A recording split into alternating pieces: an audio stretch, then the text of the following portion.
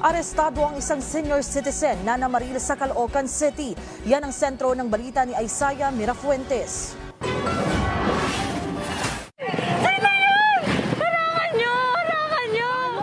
Tinangkapan ng sospek na isang senior citizen na tumakas matapos niyang barilin sa ulo ang isang 34 years old na lalaki mag-aalas 10 kagabi sa barangay 176 Bagong Silang, Caloocan City. Ayon sa pulisya, malapitang pinaputukan sa ulo ng sospek ang biktima. Biktima, kasama niya yung asawa niya, kaya sila at hinarangan sila nitong sospek na may sakay ng tricycle at yun nga, nangyari yung pamamaril dun sa...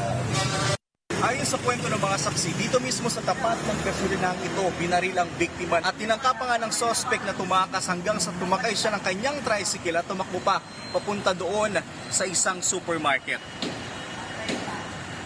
Sa kabutihang palad ay nakaligtas ang biktima na nakasuot ng helmet nang siya ay tinangkang patayin. Habang ang babaeng angkas niya sa motor ay hindi naman binaril. Nayupi ang harapang bahagi ng tricycle na ginamit ng suspect sa pagtakas matapos itong bumangga sa isa ring tricycle at sa isang pampasaherong jeep. Base sa inisyal na investigasyon, may mga nauna ng kaso ang suspect na may kaugnayan din sa pamamaril. Inaalam pa ng pulisya ang motibo sa nasabing krimen at hindi na nagbigay ng pahayag pa ang suspect. Samantala, posibleng maharap ang suspect sa kasong frustrated murder at paglabag sa RA 10591 in connection to Comelec gun ban. Isaiah Mirafuentes para sa Pambansang TV sa Bagong Pilipinas.